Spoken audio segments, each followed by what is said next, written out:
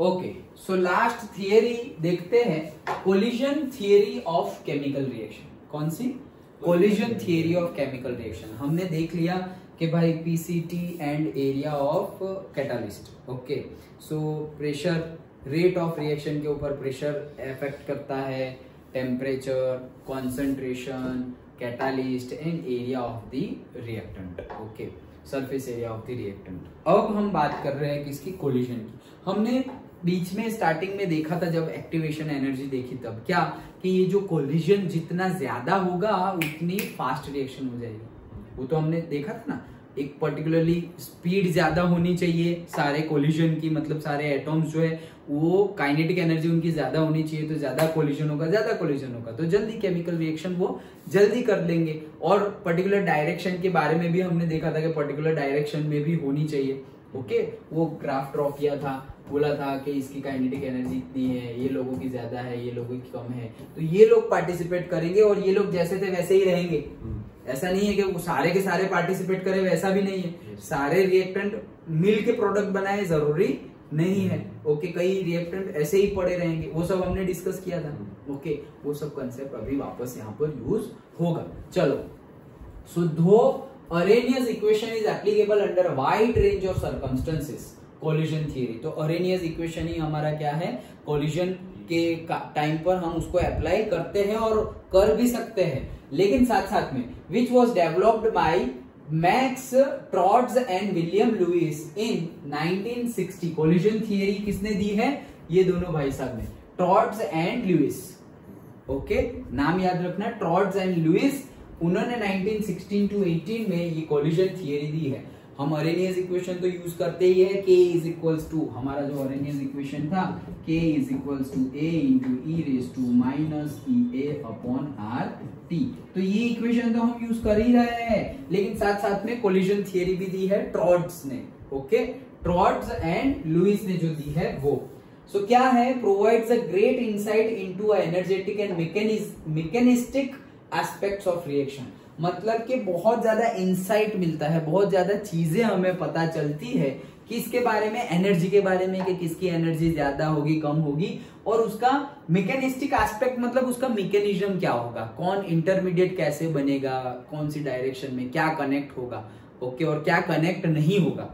Mechanism जो ऐसे intermediate बनता था ना, तो कैसा इंटरमीडिएट बनेगा, कब इंटरमीडिएट नहीं बनेगा, वो सारा मैकेनिज्म हमें पता चलेगा कोलिजन थियरी से। वो सब हमें पता नहीं चलता है अरेनियस के कंसेप्ट से। डन? ओके, सो थोड़ा अपडेटेड वर्जन है अरेनियस के बाद। According to this theory, reactant molecules are assumed to be hard spheres and reaction is postulated to occur when the molecules collide with each other. तो ये theory के accordingly क्या हो रहा है? ये थियरी के अकॉर्डिंगली ऐसा समझो कि ये कंटेनर है, इसमें रिएक्शन हो रही है, तो सारे के सारे क्या है? वो ऐसे बॉल्स है। क्या है? बॉल्स। एजम्पशन ही है, ऐसे बॉल्स है। ओके, तो कोई सपोज ये रिएक्टेंट ए है, ये बी है, ये ए है, ये बी है, ऐसे ही सारे पड़े हुए हैं। डन? तो सबसे पहला तो क्या, उनको क्या एज्यूम किया हुआ है? स्फीयर्स और से बॉल्स। ओके, तो फिर से पढ़ता हूं, देखो, they are assumed to be the reactant molecules, okay, are assumed to be hard spheres and reaction is postulated to occur when molecules collide with each other। मतलब ऐसे spheres है, balls है, और हम क्या बोल रहे हैं कि ये balls एक दूसरे के साथ क्या करेंगे? टकराएंगे, और जब collision होगा, ये balls का एक दूसरे के साथ collision होगा, तभी हम क्या बोलेंगे कि केमिकल रिएक्शन हुई। तो भाई इसमें डिफरेंस क्या था? वहां पर भी तो वही बोल रहे थे, एटॉम है, एटॉम कोलाइड होंगे, मॉलिक्यूलरिटी भी वैसे आई थी, 2 एटम टकरा रहे तो मॉलिक्यूलरिटी 2, 3 एटम टकरा रहे मॉलिक्यूलरिटी 3, वही। ओके, सो डिफरेंस क्या है? फिर डिफरेंस अभी दिखेगा हमें। ओके, तो पहले तो ये तो क्या है हमारा, हमने क्या एज्यूम किया है? सभी रिएक्टेंट को एज स्फीयर एज्यूम किया है। स्फीयर है, वो सब लोग कोलाइड होंगे तो हमें केमिकल रिएक्शन के बारे में पता चलेगा। कैसे, क्या पता चलेगा? चलो डिटेल में डिस्कस करते हैं। तो देखो, अभी हम फ्रीक्वेंसी की बात करने वाले हैं। अभी कोलाइड होगा तो यहाँ पर देखो ए और बी कोलाइड हो रहे हैं, तो ए और बी कोलाइड हो रहे हैं, तो कितना भाई, कितना रेट कैसे पता चलेगा? तो रेट भी पता चलेगा, लेकिन सबसे पहले हमें कोलाइड हो रहा है तो कितने वॉल्यूम में, जितना कंटेनर लिया उतने में कोलाइड हो रहा है वो चेक करना है? नहीं, जितना हमने वॉल्यूम लिया वहां पे कोलिजन हो रहा है वो चेक नहीं करना है, हमें सिर्फ चेक करना है कि हमने सपोज 1, ओके, कितना 1, हमने 1 से यूनिट वॉल्यूम 1 बोल रहा हूं, मतलब 1 सेंटीमीटर 1 सेंटीमीटर बाय 1 सेंटीमीटर और 1 metre by 1 metre by 1 metre unit volume लिया है। क्या? Unit volume. अब ये यूनिट वॉल्यूम के अंदर, ये यूनिट वॉल्यूम के अंदर कितने मॉलिक्यूल्स हैं वो एक दूसरे के साथ टकरा रहे हैं। डन? क्या बोल रहे हैं हम? यूनिट वॉल्यूम में, सारे वॉल्यूम में नहीं, लेकिन यूनिट वॉल्यूम ले लिया। यूनिट वॉल्यूम मतलब 1 centimetre 1 centimetre 1 centimetre 1 centimetre cube और 1 मीटर क्यूब। यूनिट वॉल्यूम में कितने मॉलिक्यूल्स, कितने ये स्फीयर, रिएक्टेंट के स्फीयर एक दूसरे के साथ कोलाइड हो रहे हैं।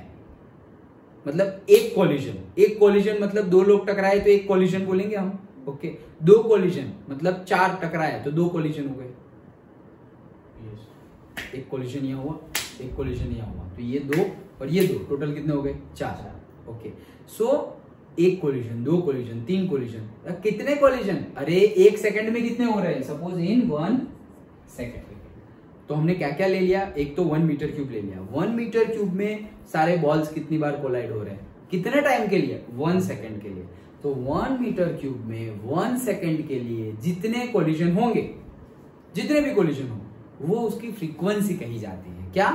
फ्रीक्वेंसी। वैसे भी हम फ्रीक्वेंसी को टाइम के रिस्पेक्ट में नहीं लाते थे, 1/t, ओके, फिजिक्स में भी। सो एक यूनिट वॉल्यूम में यूनिट टाइम के लिए और से 1 सेकेंड के लिए जितने कोलिजन हो रहे हैं, जैसे कि 6 कोलिजन हो रहे हैं, तो मेरी फ्रीक्वेंसी है, कोलिजन फ्रीक्वेंसी कितनी है? 6। समझ में आ गया? पक्का? ओके, चलो तो अब पढ़ता हूं, देखो। द नंबर ऑफ कोलिजन पर second, the number of collision पर second per volume of the reaction mixture is known as the collision frequency Z. Done? समझ में आया ना? क्या किया मैंने? पूरे वॉल्यूम में नहीं, लेकिन यूनिट वॉल्यूम में, यूनिट टाइम के लिए जितने भी रिएक्शन होंगे, रिएक्शन इन द सेंस जितने भी कोलिजन होंगे, वो नंबर ऑफ कोलिजन को ही collision frequency of a chemical reaction बोलते हैं। मतलब ये ए बी इकट्ठा हो रहे हैं, तो कोलिजन फ्रीक्वेंसी को मैं कैसे डिनोट करूंगा? Z से, एंड से ZAB, ए और बी के बीच का से कोलिजन, ए और बी के बीच का, और फ्रीक्वेंसी को Z से डिनोट करते हैं। यूनिट वॉल्यूम में यूनिट टाइम के लिए सपोज 6 कोलिजन हुए, ये क्या हो जाएगा? 6। सिंपल, सिंपल है, ओके। अच्छा, चलो। So another factor which affect the rate of a chemical reaction is activation energy, okay. तो अब दूसरा क्या? Activation energy. भाई एक्टिवेशन एनर्जी तो अफेक्ट करेगा ही, वो तो अरेनियस इक्वेशन में भी अफेक्ट करता ही था, ओके। तो एक्टिवेशन एनर्जी तो अफेक्ट करेगी ही। For a bimolecular elementary reaction, मतलब ऐसे ए और बी वाला, rate of a chemical reaction is equals to, तो rate of a chemical reaction हमारा क्या हो गया? देखो अभी ये किसने दिया है? ये टॉर्ट्स एंड लुईस ने दिया है। ये रेट किसने दिया है? टॉर्ट्स एंड लुईस ने।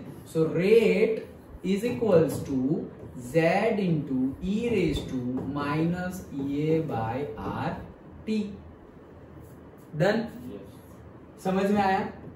ये तो सेम ही जैसा हो गया, ये तो सेम हो गया। क्या? जो अरेनियस ने दिया था, तो अरेनियस ने क्या दिया था? K is equals to A e raise to minus EA by RT। Done? तो ये इक्वेशन दिया किसने? टॉर्ट्स एंड लुईस ने, रेट फाइंड करने के लिए। ये इक्वेशन दिया किसने? अरेनियस ने। रेट, यहां से भी हमें रेट कांस्टेंट ही मिल रहा है ना। रेट कांस्टेंट मतलब क्या? रेट कांस्टेंट मतलब रेट ही मिलेगा ना। रेट कांस्टेंट क्या था? Rate is equals to K into concentration of reactant. ये स्टार्टिंग में से पढ़ते आ रहे हैं ना हम, okay. Rate is proportional to the concentration, और प्रोपोर्शनलिटी कांस्टेंट होता है तो रेट कांस्टेंट, ओके। सो अगर यहां पर रेट लिखा है तो K की जगह देखो JEE नीट में ऐसे भी पूछा जा सकता है कि भाई दोनों को कंपेयर कर सकते हैं क्या? ऐसे तो कंपेयर कर ही सकते हैं। यहाँ पर भी रेट है, यहाँ पर रेट नहीं है, रेट कांस्टेंट है, लेकिन रेट कांस्टेंट को हम rate by reaction concentration of reactant लिख सकते हैं ना, सेम जैसा ही हो गया। यहाँ पर भी मतलब एक्टिवेशन एनर्जी भी आ ही रही है, तो हम इसको भी कंपेयर कर सकते हैं क्या? दी कोलिजन फ्रीक्वेंसी को कंपेयर कर सकते हैं हम किसके साथ? अरेनियस कांस्टेंट के साथ। डन? सिंपल है। Okay, so where ZAB represents the collision frequency of the reactant, e raised to minus EA upon RT represents the fraction of molecules with energies equal to or greater than EA। देखो e raised to minus EA upon RT क्या है? Fraction of, मतलब activation energy कितनी थी? EA, तो exact EA जितना तो हमने ऑरेनियस में ले ही लिया। ओके, तो यहाँ पर क्या है? फ्रैक्शन ऑफ, मतलब जितनी हमारी एक्टिवेशन एनर्जी है उससे ज्यादा या उससे कम वाला फ्रैक्शन क्या है? फ्रैक्शन। फिर क्यों? क्योंकि e रेस टू है ना। ओके, सो हम क्या बोल रहे हैं कि e raise to minus EA upon RT represents the fraction of molecules, मतलब सारे के सारे नहीं, फ्रैक्शन ऑफ मॉलिक्यूल। जैसे अभी हमने बोला ना, मैंने ये नहीं बताया, ये तो हमने क्या बोला था? सिर्फ और सिर्फ ये लोग ही पार्टिसिपेट करेंगे, सारे के सारे नहीं करेंगे। यहाँ पर सपोज 9 थे तो 9 में से सिर्फ 3 ने पार्टिसिपेट किया, ये लोग नहीं करेंगे, तो वो फ्रैक्शन ही तो हुआ।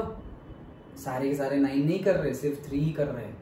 वहां पर भी तो हमने e raise to minus EA upon RT को क्या बोला था? फ्रैक्शन ही बोला था ना।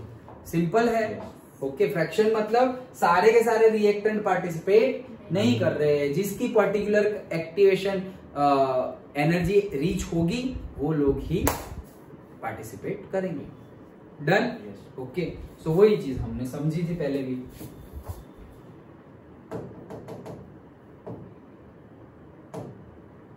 ओके, हाँ, सो आगे देखते हैं। Comparing with Arrhenius equation we can say that A is related to collision frequency Z। Understood? Okay, चलो। Equation predicts the value of the rate constant fairly accurately for the reaction that involve atomic species and simple molecules, but for complex molecules significant deviations are observed। क्या बोल रहे हैं? अब तो हो गया भाई, अब क्या प्रॉब्लम है? तो बोल रहे नहीं, प्रॉब्लम है। क्या प्रॉब्लम है? तो ट्रॉट्स एंड लुइस ने बोला कि ये सिंपल प्रोसेस के लिए एप्लीकेबल है। किसके लिए? सिंपल प्रोसेस के लिए, लेकिन कॉम्प्लेक्स केमिकल प्रोसेस के लिए एप्लीकेबल नहीं है। भाई ये क्या लेके आ गए नया? बोले सिंपल प्रोसेस के लिए एप्लीकेबल और सिंपल कॉम्प्लेक्स के लिए नहीं है। ये क्या होगी कई बार? तो सपोज ऐसा समझो Na प्लस है और Cl माइनस है, तो Na प्लस का स्फीयर है और Cl माइनस का स्फीयर है।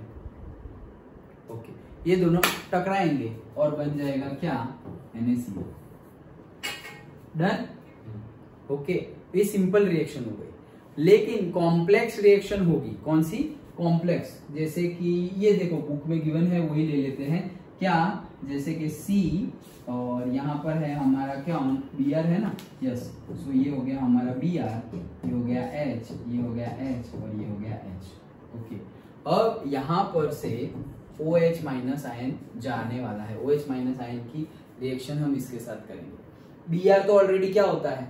माइनस होता है, वो तो नेगेटिव इलेक्ट्रॉन, मतलब इलेक्ट्रॉन गेन करता है ना। तो Br तो इलेक्ट्रॉन गेन वाला है, मतलब नेगेटिव होता है। और हम OH माइनस को इसके साथ रिएक्शन करवाएंगे, ये नेगेटिव ये नेगेटिव, भाई इकट्ठा होगा ही नहीं, इकट्ठा होगा ही नहीं, रिपल्शन होगा। तो जैसे ही मैं OH लेने जाऊं तो ये रिएक्शन होगा ही, दूर भाग जाएगा।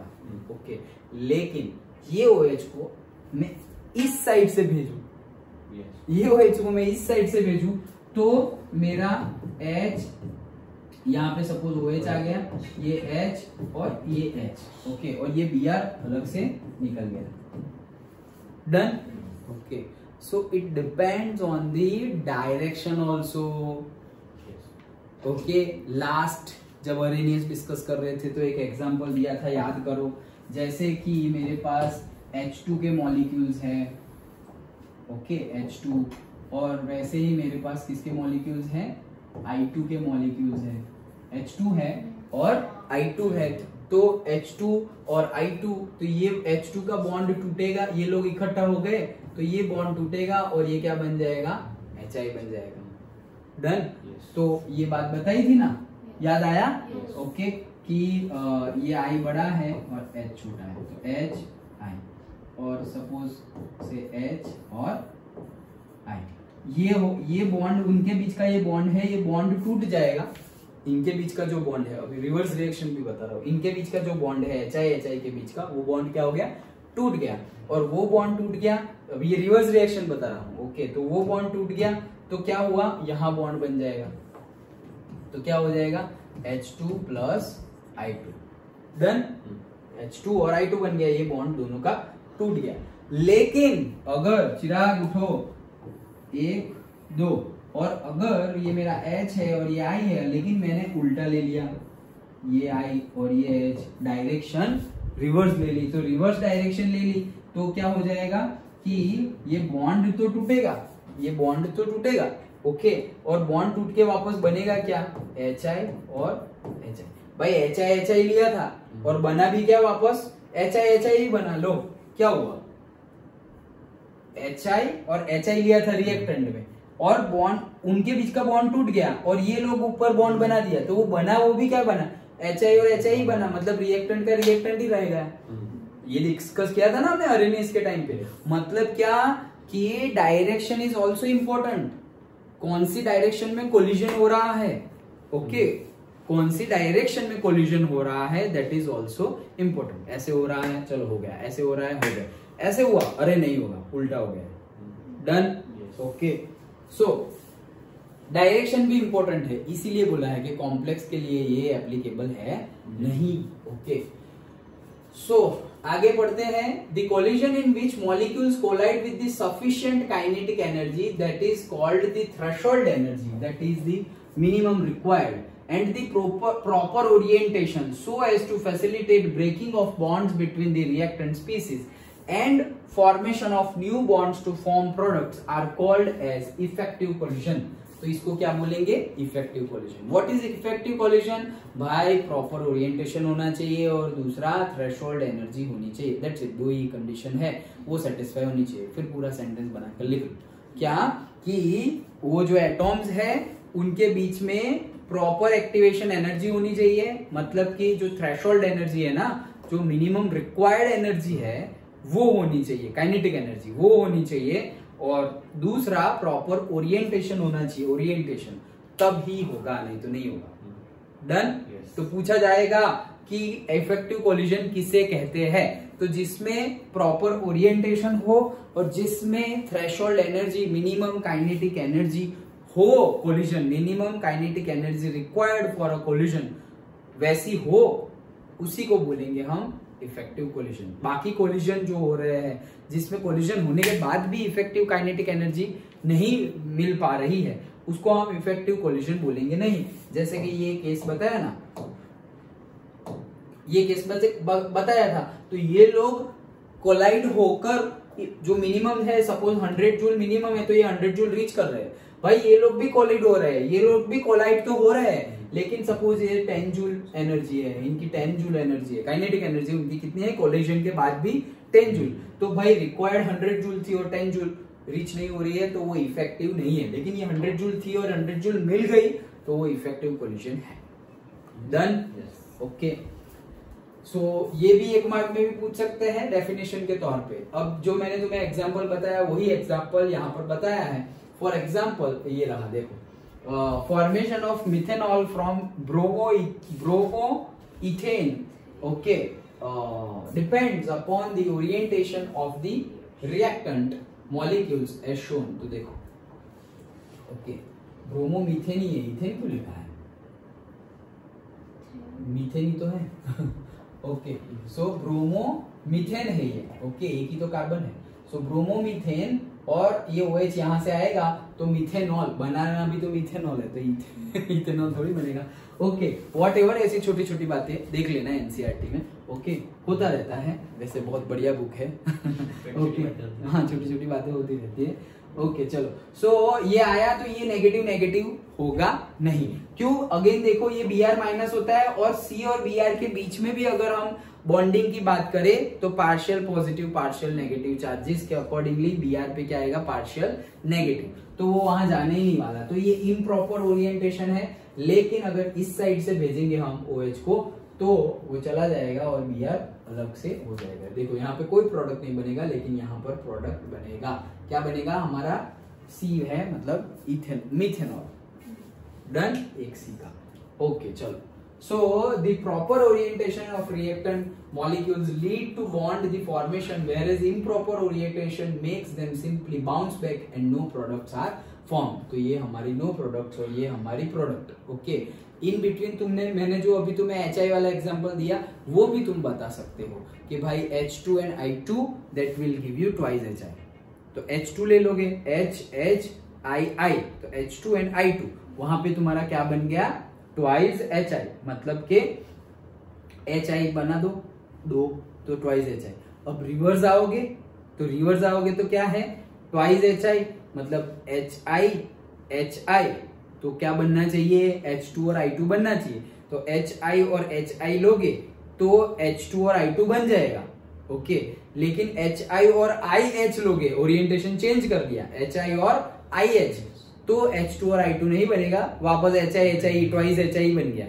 ओके, तो नो प्रोडक्ट। डन। ओके, तो वो एग्जांपल भी लिख लेना। ओके, वो प्रोडक्ट ही तो है। क्या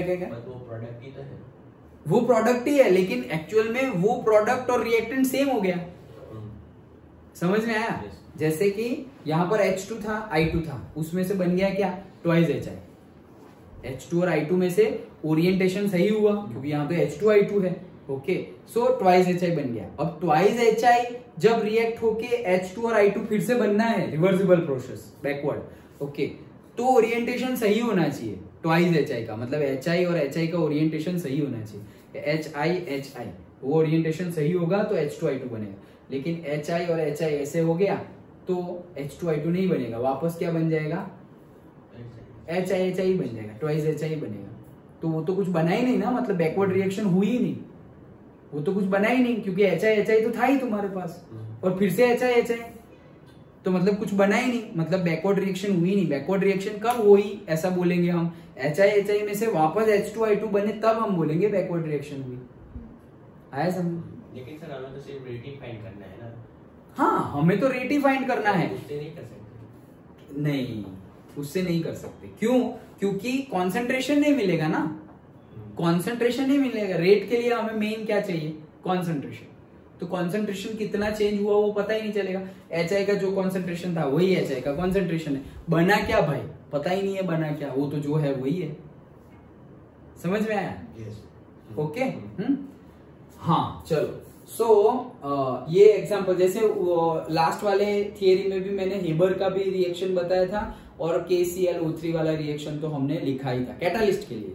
तो वो भी जो एक्स्ट्रा मैं बता रहा हूं, जो भी मतलब आ रहा है ऐसे दिमाग में, तो वो तुम भी लिख सकते हो थियरी में। Okay, it will have a good impact. अच्छा चलो। So to account for effective collision another factor P। भाई अब इसके लिए क्या करें? इसके लिए क्या करें कि ओरिएंटेशन भी सही होना चाहिए, इफेक्टिव कोलिजन होना चाहिए ना। तो इफेक्टिव कोलिजन मतलब क्या? मिनिमम हमारी थ्रेशोल्ड एक्टिवेशन एनर्जी होनी चाहिए, और साथ साथ में क्या होना चाहिए? ओरिएंटेशन सही होना चाहिए।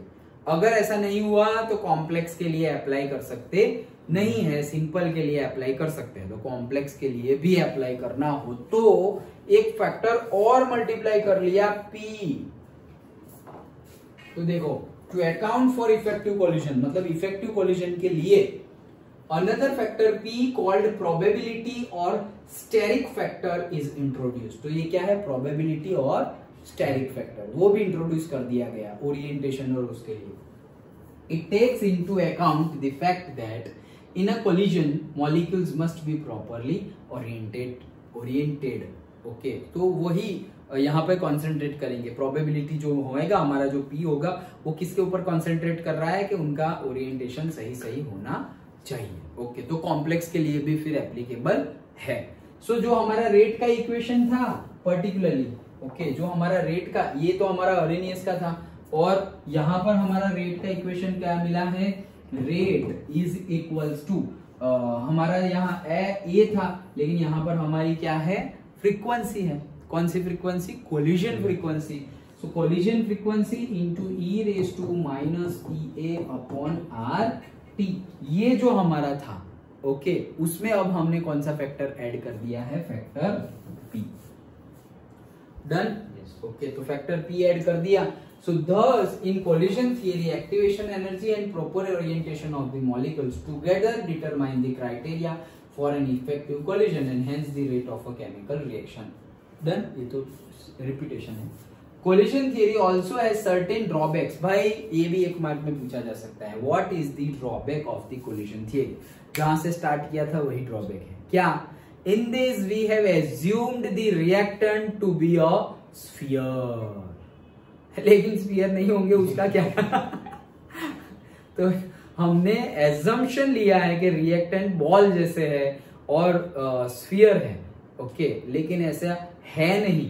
तो फिर क्या हो सकते हैं, अरे स्फीयर नहीं होगा तो सपोज ट्रायंगल होगा, रेक्टेंगल होगा, कोई शेप ही ना हो, अनइवन शेप हो, वैसा होगा, तो उसका स्ट्रक्चर भी मैटर करता है और यही उसकी लिमिटेशन है। हमने उसके रिएक्टेंट के स्ट्रक्चर को गिना ही नहीं, हमने तो बोल दिया रिएक्टेंट सारे क्या है, बॉल्स है, स्फीयर्स है, ऐसा बोल दिया।